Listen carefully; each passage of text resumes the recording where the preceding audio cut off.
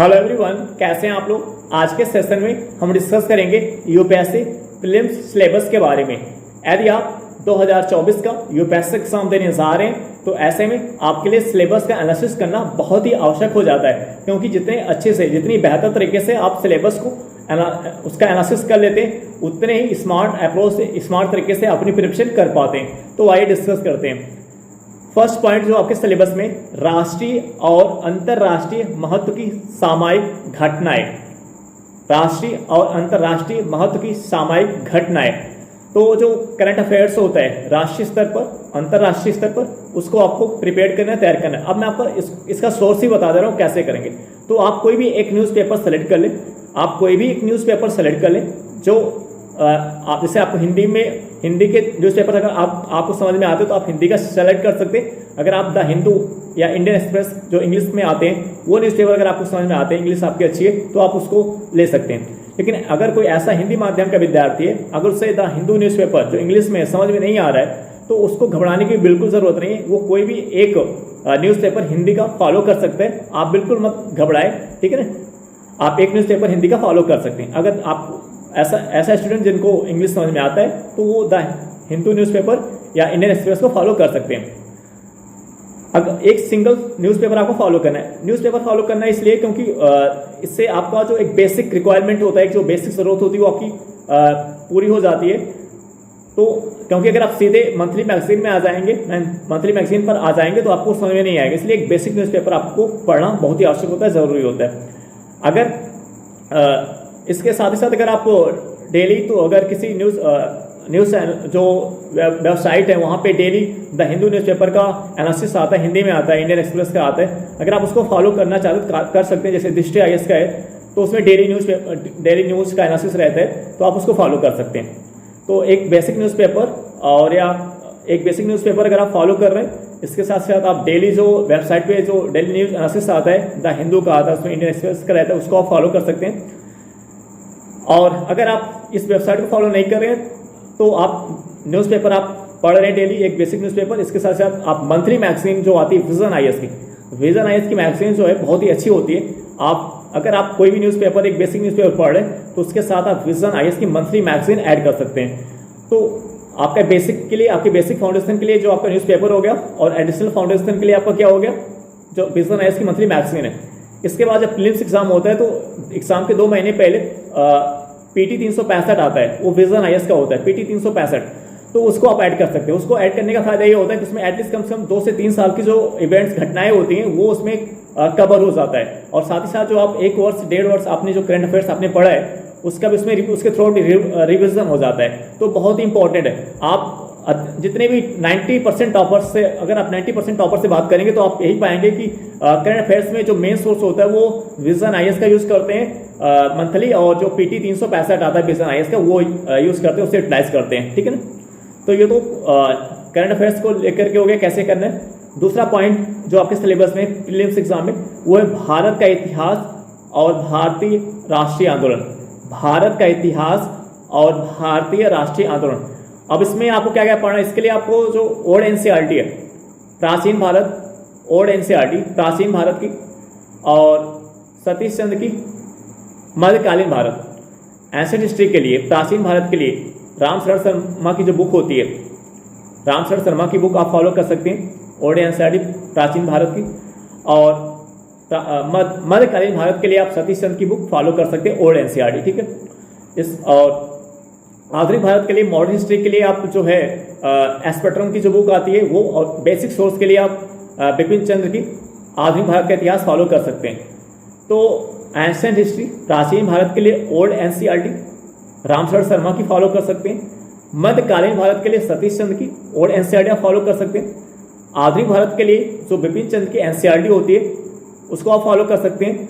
और जो एस्पेक्ट्रम की बुक होती है आप उससे एडिशनल फाउंडेशन के लिए आप फॉलो कर सकते हैं, ठीक है ना। आप ये भी देखिए, इस अगर 2023 के प्रीलिम्स पेपर का आप एनालिसिस करें तो आप पाएंगे कि एंशिएंट हिस्ट्री से लगभग 8 क्वेश्चन पूछे गए थे, वही मॉडर्न हिस्ट्री से 2 क्वेश्चन, मिडिवल हिस्ट्री से 2 क्वेश्चन पूछे गए थे, 2 या 1 क्वेश्चन पूछे गए थे। तो अब आपको ऐसा नहीं, आप जैसे पहले क्या करते लोग मॉडर्न हिस्ट्री पे बहुत ज्यादा फोकस करते थे, एंशिएंट हिस्ट्री और मिडिवल को छोड़ देते, तो ऐसा आपको नहीं करना। अगर आपके सिलेबस में एंशिएंट हिस्ट्री है अगर आपके सिलेबस में प्राचीन भारत है, मध्यकालीन भारत है, आधुनिक भारत का इतिहास है, तो उसका जो बेसिक सोर्स एनसीईआरटी और जो एडिशनल बुक आप यूज कर रहे हैं उसको आपको पढ़ना है।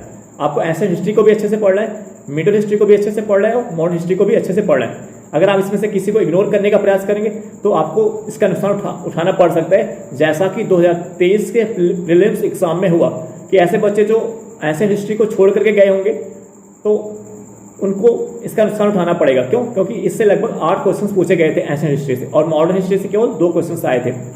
तो आपको ये गलती नहीं करनी है।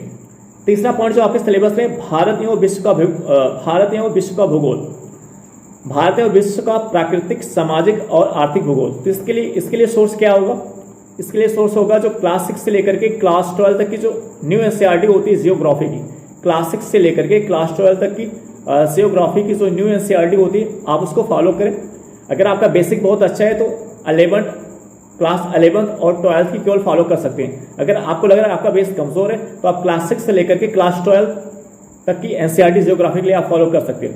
ठीक है, अगर आप उसमें कुछ एडिशनल ऐड करना चाहते हैं, एनसीईआरटी सफिशिएंट है, उस एनसीईआरटी को जो क्लास 6 से लेकर क्लास 12 तक की एनसीईआरटी आपको जियोग्राफी के अच्छे से कवर कर लें, अच्छे से तैयार कर लें और उसको एडिशनली आप किससे टेस्ट सीरीज से आप ऐड कर लें। 2 से 3 कोचिंगों की एटलीस्ट कम से कम अगर आप 60 से 70 80 टेस्ट लगा रहे हैं तो उससे ऐड कर लें। इसके साथ साथ जो प्रीवियस ईयर क्वेश्चन पेपर होता है एटलीस्ट कम से कम 20 से 22 साल का जो प्रीवियस ईयर क्वेश्चन पेपर आप उसके साथ कनेक्ट कर लें। बेसिक जियोग्राफी जो भूगोल जो आपके है जियोग्राफी के लिए जो आपको पढ़ना है जो आपके सिलेबस में, उसके लिए अगर क्लास 6 से लेकर क्लास 12 तक की जो न्यू एनसीईआरटी उसको फॉलो करना है।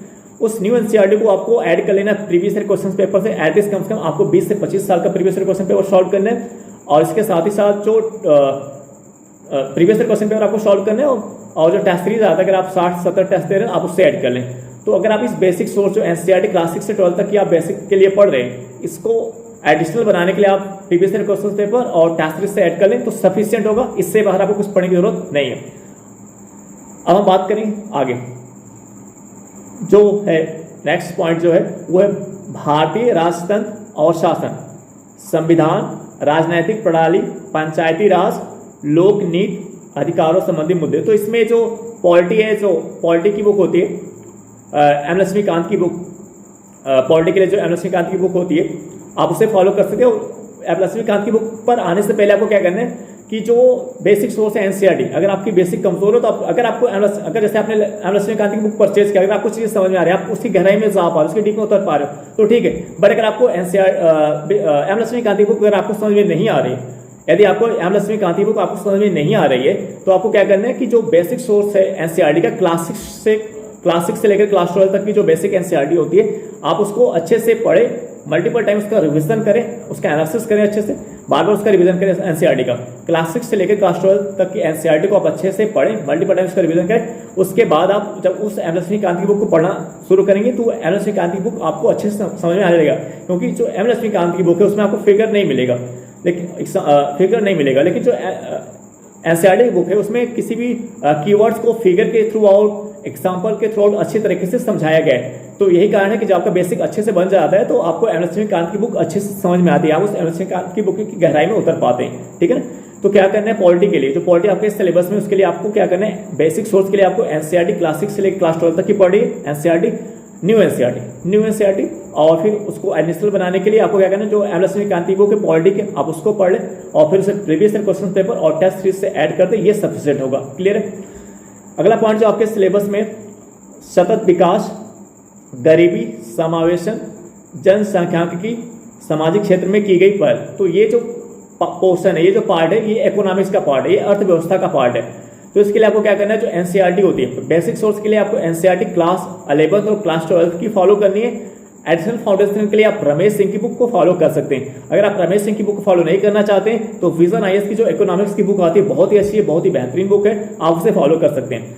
तो इकोनॉमिक्स के लिए जो आपके सिलेबस में जो सतत विकास, गरीबी, समावेशन, जनसंख्यांकिकी, ये सब जो पार्ट है किसका पार्ट है, इकोनॉमिक्स का पार्ट, अर्थशास्त्र अर्थव्यवस्था का पार्ट है।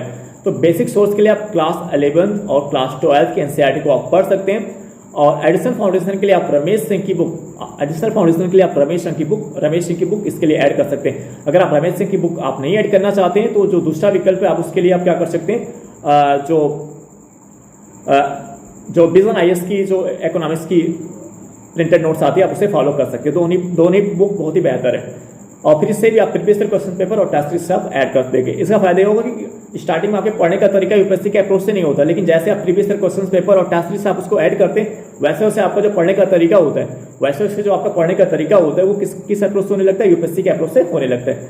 ठीक है, अगला पॉइंट जो आपके सिलेबस में पर्यावरणीय पारिस्थितिकी, जैव विविधता और मौसम परिवर्तन संबंधी समान मुद्दे, जिनके लिए विषयगत विशेषज्ञता आवश्यक नहीं है। तो इसमें जो पर्यावरण होता है, पर्यावरण है उसे आपको पढ़ना है। तो पर्यावरण के लिए इसके लिए क्या सोर्स आप यूज करें, इसके लिए आपको क्या सोर्स यूज करना है, तो क्लास 12 की जो एनसीईआरटी होती है बायोलॉजी की, जीव विज्ञान की, क्लास 12 की जो जीव विज्ञान की एनसीईआरटी होती है आप उसको फॉलो कर सकते हैं। क्लास 12 की जीव विज्ञान की एनसीईआरटी बायोलॉजी की, और ओल्ड एनसीईआरटी जो होती है क्लास 12 की ओल्ड एनसीईआरटी बायोलॉजी की। इसके साथ ही साथ आपको क्या करना है, दृष्टि की एक बुक ऐड कर सकते हैं, आती है पर्यावरण के लिए, दृष्टि की एक बुक आती है पर्यावरण के लिए, बहुत अच्छी बुक है, आप उसे फॉलो कर सकते हैं। साथ ही साथ बेसिक सोर्स के लिए आप क्लास 12 की एनसीईआरटी हो गई, दृष्टि की बुक हो गई, और फिर अगर आप उसको किससे ऐड कर देना, previous year question paper plus test series और जो करंट अफेयर्स होता है, क्योंकि पर्यावरण जो होता है इकोनॉमिक्स, और जो इकोनॉमिक्स है और जो पर्यावरण है इसका बहुत से पोर्शन आपके करंट अफेयर से कवर हो जाते हैं, इकोनॉमिक्स के और पर्यावरण के। तो इकोनॉमिक्स के लिए, पर्यावरण के लिए आपको क्या करना है, जो क्लास 12 की एनसीईआरटी ओल्ड एनसीईआरटी बायोलॉजी की जीव विज्ञान की, और उसमें क्या ऐड कर लेना है, उसमें आपको ऐड कर लेना है दृष्टि की आप ऐड कर सकते हैं। साथ साथ उसको आप प्रीवियस ईयर क्वेश्चन पेपर और आप उसको टेस्ट सीरीज से ऐड कर दें। और फिर जो करंट अफेयर्स होता है, जो विजन आईएएस का जो करंट अफेयर्स मंथली मैगजीन से आपका तैयार हो रहा है, साथ ही साथ जो पीटी 365 पर्यावरण का बहुत इंपॉर्टेंट होता है, वहां से आपकी अच्छी रिविजन, मल्टीपल रिविजन हो जाएगा। तो बस इससे ज्यादा सोर्स आपको रखने की जरूरत नहीं है, क्योंकि यहाँ पे सोर्स अगर आप ज्यादा रखने का प्रयास करते हैं तो फिर रिविजन नहीं कर पाते, और जबकि जरूरत भी नहीं बहुत ज्यादा सोर्स रखने की। अगर आपने क्लास 12 की एनसीईआरटी पढ़ ली पर्यावरण के लिए, और दृष्टि की जो बुकलेट है आपने पर्यावरण के लिए उसकी फॉलो के लिए, उसमें दृष्टि में सभी चैप्टर्स में पढ़ना भी नहीं। जब आप previous year question paper solve करेंगे तो उससे आपको पता चलता जाएगा कि इसमें कौन कौन से चैप्टर आपको पढ़ने हैं जो सबसे ज्यादा इंपॉर्टेंट है, और सिलेबस में मेंशन है, उस टॉपिक को सिलेबस में मेंशन भी किया गया है। और फिर उसको आप उसको जो पीटी 365 आती है आप उससे ऐड कर दें पर्यावरण की, और फिर जो प्रीवियस ईयर क्वेश्चन पेपर है टेस्ट सीरीज से अगर आप उससे ऐड कर देते हैं और उसका मल्टीपल टाइम रिविजन करते हैं, तो पर्यावरण के लिए आपको कहीं भटकने की जरूरत नहीं है, पर्यावरण पे आपकी एक बेहतर अच्छी पकड़ बन जाएगी। ठीक है, अब आते हैं सामान्य विज्ञान जनरल साइंस। इसके अंतर्गत आपको क्या करना है, जनरल साइंस के लिए सामान्य विज्ञान, इसके लिए आपको जो क्लास 10th की एनसीईआरटी की बुक होती है, न्यू वाली एनसीईआरटी साइंस की, आप उसको पढ़ सकते हैं। और अगर थोड़ा सा एडिशनल फैक्ट ऐड करना चाहते हैं, क्योंकि उसमें बहुत ज़्यादा फैक्ट जो एनसीईआरटी बुक उसमें बहुत ज़्यादा फैक्ट आपको नहीं मिल पाते हैं, तो इसके लिए आप लूसेंट की बुक पढ़ सकते हैं साइंस के लिए। एनसीईआरटी क्लास 9 और 10th की पढ़ें, एनसीईआरटी क्लास 9th और 10th की पढ़ें, साथ ही साथ उसमें आप क्या ऐड कर सकते हैं, लूसेंट बुक आप ऐड कर सकते हैं, और फिर उसे previous year question paper test series से आप उसे ऐड कर दें। ठीक है ना, ये आपको सामान्य विज्ञान के लिए पढ़ रहे हैं, जनरल साइंस के लिए। तो हमने आपको यही बताया कि आपके सिलेबस में जीएस का जो प्रीलिम्स का जो सिलेबस है, जीएस के लिए प्रीलिम्स एग्जाम के लिए, उसके में क्या क्या आपके सिलेबस में है। ठीक है ना, जो फर्स्ट पेपर आपको पता है, आपके फर्स्ट पेपर में 100 क्वेश्चन आते हैं और वो 200 नंबर का होता है। फर्स्ट पेपर में आपके 100 क्वेश्चन आते हैं और वो कितने नंबर का होता है, 200 नंबर का होता है। ठीक है, अब सेकेंड पेपर जो होता है सी सैट का होता है, उसके अंदर आपको क्या करना है, सी सैट के लिए आपको पता है कि रीजनिंग, मैथ और जो पैसेज होता है, ये 3 पॉइंट पे आपको बेसिक पकड़ बनानी होती है। रीजनिंग के लिए जैसे एक बुक आती है सीसेट की, आप कोई बुक आप सीसेट की एक ले ले, तो उसमें आपको रीजनिंग के एटलीस्ट कम से कम 20 से 25 चैप्टर मिल जाएंगे, 20 से 25 चैप्टर। तो आपको 20 से 25 चैप्टर पढ़ने की जरूरत नहीं है। आप यूपीएससी का जो सी सैट का prelims previous year question paper है प्री का, आप अगर आप उसको एनालिसिस कर ले, उसको अच्छे से एनालिसिस कर लेंगे, तो आप पाएंगे कि उस 25 चैप्टर में केवल 15 चैप्टर आपको रीजनिंग, 15 से 16 चैप्टर आपको रीजनिंग के पढ़ रहे हैं। और जो मैथ का पोर्शन है, उस मैथ के पोर्शन में उस बुक में आपको एटलीस्ट कम से कम 20 चैप्टर दिए गए, 15 से 16 चैप्टर मैथ के दिए गए, लेकिन आपको 15 से 16 चैप्टर नहीं पढ़ा, एटलीस्ट कम से कम 10 चैप्टर आपको केवल पढ़ना है। 10 चैप्टर आपको मैथ के लिए पढ़ना है। वो कैसे आपको पता चलेगा कि यही 10 चैप्टर पढ़ना है, जो प्रीवियस ईयर क्वेश्चन पेपर है 2011 से लेकर के 2023 तक का जो previous year question paper CSAT paper का, आप उसको अच्छे से एनालिसिस कर ले, अच्छे से उसका विश्लेषण कर ले। अब बात करें पैसेज की, जो पैसेज आता है 25 से 30 क्वेश्चन जो होता है पैसेज का होता है, कभी कभी 26-27 क्वेश्चन पैसेज का होता है, कभी कभी 30 क्वेश्चन पैसेज के होते हैं। तो पैसेज के लिए आपको क्या कहना है कि पैसेज के लिए कुछ अलग से करने की जरूरत नहीं है, क्योंकि आपने जो एनसीईआरटी की बुक पढ़ी है बेसिक के लिए जो आपने स्टैंडर्ड बुक पढ़ी है, साथ ही साथ जो आप करंट अफेयर्स पढ़ रहे हैं, इन तीनों पे अगर आपकी बेहतर पकड़, अच्छी पकड़ है, तो जो पैसेज है उस पर भी आपकी अच्छी पकड़ हो जाएगी। अगर आपकी बेसिक एनसीईआरटी, स्टैंडर्ड बुक और करंट अफेयर्स पे आपकी बेहतर पकड़ है, तो जो पैसेज है उस पर भी आपकी बेहतर पकड़ हो जाएगी, आपको उससे घबराने की जरूरत नहीं है। और उस पैसेज के लिए केवल आपको क्या करना है, प्रीवियस ईयर क्वेश्चन पेपर, विगत वर्षों का जो 2021 से लेकर के 2023 तक का प्रीवियस ईयर क्वेश्चन पेपर है, आप उसी को क्या करें, उसको आप क्या करें, सॉल्व करें, ठीक है ना। उस प्रीवियस ईयर क्वेश्चन पेपर को आप क्या करें, सॉल्व करें, ठीक है। तो वहां से आपको क्वेश्चन सॉल्व करने का तरीका आपको पता चल जाएगा, आप क्वेश्चन सॉल्व करने के तरीके को सीख पाएंगे, जान पाएंगे। आई होप दैट ये वीडियो आपको समझ में आया होगा। अब हम आपसे नेक्स्ट वीडियो में मिलेंगे। Okay, bye.